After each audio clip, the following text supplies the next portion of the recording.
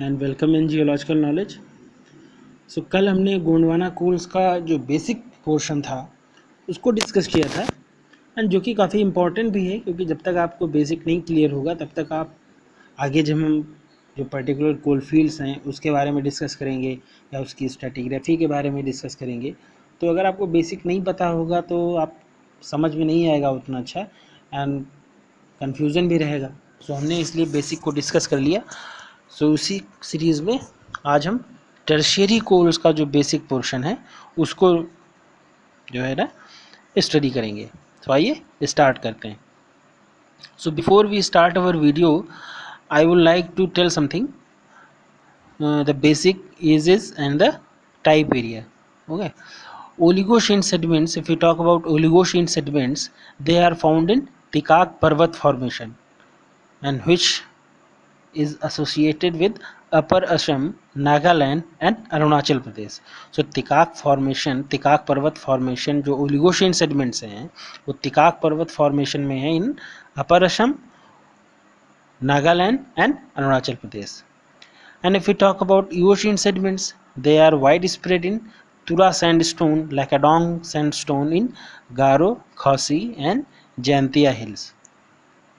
Okay, अब ये गारो खासी जयंतिया का आपको जो ऑर्डर है वो आपको पता होगा। अगर आप वेस्ट टू ईस्ट जाएंगे तो आपको गारो खासी जयंतिया हिल्स जो है वो इसी सीरीज में आपको मिलेगी। ओके, एंड ईओशियन सेडिमेंट्स में और आपका सिलहट लाइमस्टोन है in Mikir Hills of Assam, lower Subathu group in Jammu.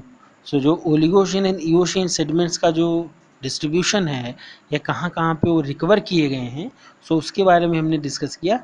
अब हम इसको आगे डिस्कस करते हैं। So essentially the coal deposits of Tertiary time और commercially importance, they are mined in the states of Meghalaya, Assam, Arunachal Pradesh and Nagaland. So we will discuss it one by one. If we talk about Meghalaya, so the coal beds of Meghalaya occur in the narrow belt extended from the Garo hills in the west through the Khasi hills in the middle and to the Jaintia hills in the east. So जैसे हमने जो sequence है गारो खासी hills का वो discuss किया, waste to east का यही सीक्वेंस है, गारो इन द वेस्ट, खासी in the middle and Jaintia in the east. And they range जो इनकी एज है वो बहुत इंपॉर्टेंट है। अगर आप ऑब्जेक्टिव टाइप एग्ज़ाम दे रहे हैं जो एमसीक्यू टाइप है, जैसे गेट का हुआ या जेएम का हुआ या बीएचयू पीईटी या कोई भी ऑब्जेक्टिव टाइप एग्जामिनेशन जो कि जियोलॉजी से रिलेटेड है, सो जो एज का क्वेश्चन है, ओके, जो एज का क्वेश्चन है वो बहुत इम्पॉर्टेंट है। क्योंकि अगर आपको मैच करने को दे दिया जाए या सीधे स्टेटमेंट में दे दिया जाए तो आपको पता होना चाहिए। भाई बेसिक चीज़ में यही सब तो होता है। अगर आपको स्ट्रेटिग्राफी या इंडियन स्ट्रेटिग्राफी समझिए आपको पता करनी है या डिपॉजिट्स के बारे में पता करना है, तो आप स्ट्रेटिग्राफी पढ़िए या डिपॉजिट्स पढ़िए। जो बेसिक चीज़ें हैं उसमें क्या क्या होना चाहिए, आपका जो कंट्री रॉक जो भी डिपॉजिट मिल रहा है वो किस कंट्री रॉक में है, ठीक ना, वो कौन सी रॉक है जिसमें वो मिल रहा है, या उसकी एज क्या है, या उसकी अगर पर्टिकुलर थिकनेस जो इम्पोर्टेंट हो वो पता होनी चाहिए, एंड अगर कोई स्पेसिफिक चीज़ है। तो यही सारी चीज़ें तो हैं जो इम्पोर्टेंट हैं काफ़ी। ओके, सो जो एज है गारो खासी हिल्स जो आपको कोल मिलता है उसकी एज है पेलियोशीन एंड इवोशीन।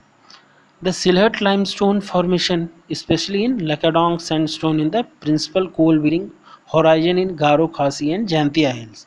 तो जो Silhouette limestone है formation, उसमें जो Lakadong sandstone है that is the principal coal-bearing formation horizon in Garo Khasi hills. Okay, so हर एक स्टेटमेंट अपने आप में एक क्वेश्चन है। जैसे ये भी क्वेश्चन पूछा ही जा सकता है कि which is the coal bearing horizon in the Garo Khasi and Jaintia hills. So obviously that will be Lakadong sandstone of Sylhet limestone formation. The volatile matter and the carbon content of the coal vary between 38.2 and 50 82.5% and 76.4 and 85% respectively. सो आप देख सकते हैं जो volatile matter है या जो carbon content है that is very high. Based on the vitrinite reflectance. अब विट्रिनाइट रिफ्लेक्टेंस क्या है, हम आगे वीडियो में जो कमिंग वीडियोस हैं उसमें हम बात करेंगे. जो microscopic content of the coal है, okay, microscopic description of the coal, उसमें हम विट्रिनाइट के बारे में डिस्कस करेंगे और जो इसके बेसिक्स हैं कोल पेट्रोलॉजी के उसको डिस्कस करेंगे. बट यहाँ आप इसको केवल ऐसे समझ लीजिए, vitrinite reflectance, the rank of the coals has been described to be sub bituminous to high volatile bituminous. जो विट्रिनाइट रिफ्लेक्टेंस के बेस पे जो उसकी जो रैंक है that has been assigned sub bituminous to high volatile bituminous. And if we talk about Assam and Arunachal Pradesh, the tertiary coal deposits of Assam and Arunachal Pradesh occur within a long narrow belt trending northeast southwest, which range from age between the upper Eocene to Oligocene. जो आपका Tertiary coal Assam and Arunachal Pradesh का है, जिसका जो trend है that is north east south west, that range in age from age between upper Eocene to Oligocene. Age जैसे हमने पहले ही बात की काफ़ी इंपॉर्टेंट है क्योंकि एज आपका पूछता है, डायरेक्ट क्वेश्चन पूछा जा सकता है. So these coal deposits are understood to have originated in the foreland basin, specially in the zone of Schuppen. आपने जो थ्रस्ट जियोमेट्री पढ़ा होगा स्ट्रक्चरल जियोलॉजी में, तो जोन ऑफ स्क्यूपेन जो कोल डिपॉजिट्स हैं they are understood to have originated in the foreland basin, especially in the zone of Scupen. Coal deposits are found in the Bareil group.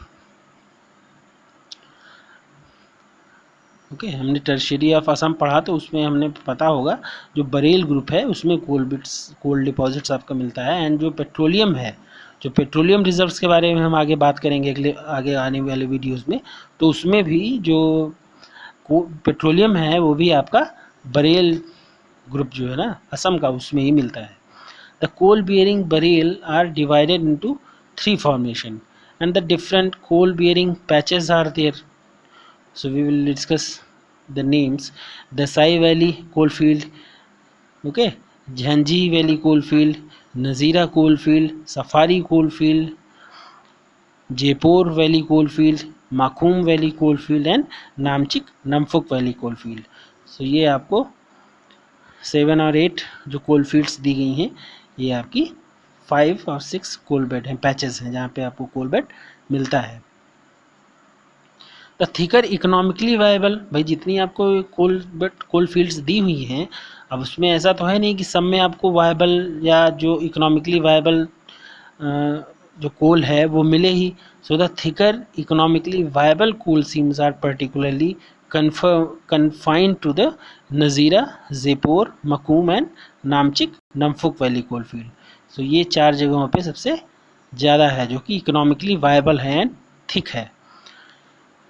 In the coals of Assam and Arunachal Pradesh, the volatile matters and carbon content they range from 43 to 51 or 51.9% and 75 to 82.6% respectively. So that is also very high.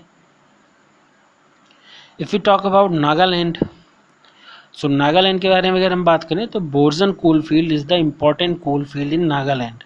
This coal field is situated in the Nagaland about 18 kilometre south of south east of Nazira which is in Assam. जो Borjan coal field है that is 18 kilometre south of south east of Nazira coal field in Assam. The coal of this coal field was widely known as Nazira coal. The coal field is along the steep slope of the western flank of Naga Hills. जो उसका orientation है या जो coal field का orientation है that is along the steep slopes of the western flank of the Naga Hills. The coal seams occur in the Tikak Parvat formation of Bareil group of Oligocene. Okay, जो कोल seems हैं वो, जैसे हमने पहले video start करने से पहले ही इन चीज़ों के बारे में बात कर ली थी कि कौन सा पर्वत फॉर्मेशन कौन सा है और उसकी एज कौन सी है, क्योंकि ये क्वेश्चन बहुत बेसिक एंड बहुत इंपॉर्टेंट है, ये सब आते ही आते क्वेश्चन है। ओके, जो कोल सीम्स हैं उनकी एज क्या है या वो किस फॉर्मेशन में रिकवर करती हैं, कहाँ पे फाइंड की गई हैं।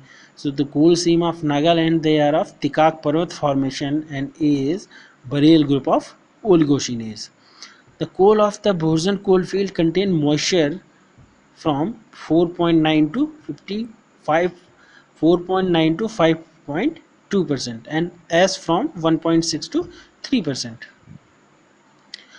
Jammu, if we talk about Jammu, the coal bearing horizons of Jammu are mostly confined to the basal part of Eocene bed, constituting a part of highly folded sub-Himalayan orogenic belt along the west of northwest to east of southeast trend.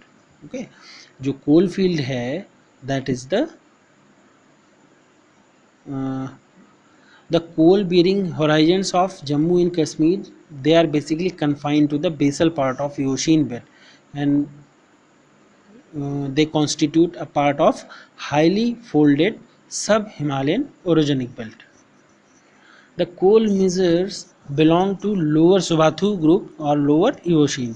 जो lower Subathu group है, so coal seam measure belong to the lower Subathu group, and उसकी as की बात की जाए so that is lower Eocene, and they occur along the two linear zones. First one is the uneconomic Dhanswal, Sawalkot and the coalfield and other coalfields along the southern margin of Pir Panjal range. जो धनसोल और सावलकोट है that is uneconomic, but other coalfield is along the southern margin of Pir Panjal range. A chain of economic coal, जो पहले हमने बात करी धनसोल and Sawalkot की, that is uneconomic, but chain of economically viable coal inliers comprising the important coal fields like Kura, Kalkot, Metka, Mohogla and Chakar is stretching through the along the northwest southeast to the further south of Pir Panjal range. Okay, जो economically viable कोल field है that range in or that is found in the Kura, Kalakot, Metka, Mohogla and Chakar is stretching roughly along the northwest southeast, okay, and to further south of Pir Panjal range. Jammu coals are in generally low in moisture content. Generally जो moisture content है that is low, which is 0.7 to 2.1%, and the volatile matter is 9.3 to 19%. And if we talk about the ash content, that is 9.7 to 45.7%, and ash content is high. If we talk about Gujarat, so basically Gujarat में ONGC was drilling for oil, come across a large reserve of coal about 63 billion tons at depths ranging from 1700 meter in Kalol, Mehsana district of Gujarat. जो Kalol Mehsana district है गुजरात का, वहाँ पे ONGC petroleum के लिए drill कर रहा था. So they recovered 63 billion tons of coal reserve there. So the coal associated with seals, clay stones and sandstones occur in Kalol formation. जो coal मिला हुआ है that is found in the country rocks of seals, clay stones and sands, and which occur in the Kalol formation. And coal associated with seals and sands are also occurs in Khadi formation. Okay, so both the formations are of Eocene. सो गुजरात में जो कोल मिला हुआ है ये भी उतना viable नहीं है, मतलब उतना इकोनॉमिक नहीं है अभी, एंड रिसर्चेज अभी चल रही हैं, लेकिन कहीं कहीं पे जैसे कलोल फॉर्मेशन में है या खाड़ी फॉर्मेशन पे हैं, so there the coal has been recovered. So ये कुछ बेसिक हमने डिस्कस किए। कल हमने गोंडवाना कोल्स का बेसिक डिस्कस किया था, आज हमने टर्शियरी कोल्स का बेसिक जो पार्ट है वो हमने डिस्कस किया कि कहाँ कहाँ पे जो टर्शियरी कोल फील्ड्स हैं, टर्शियरी जो कोल है वो कहाँ कहाँ का रिकवर किया गया है, कौन कौन सी वैली कोल फील्ड्स हैं वहाँ से डिस्कवर किया गया है। ओके, उनकी एज के बारे में डिस्कस किया, उसकी कंट्री रॉक्स के बारे में डिस्कस किया। ठीक है, सो नेक्स्ट वीडियो में हम अब इसका जो डिटेल पार्ट है, जहाँ जहाँ से क्वेश्चन आपके पूछे जाते हैं उसके बारे में डिस्कस करेंगे। Okay, thank you.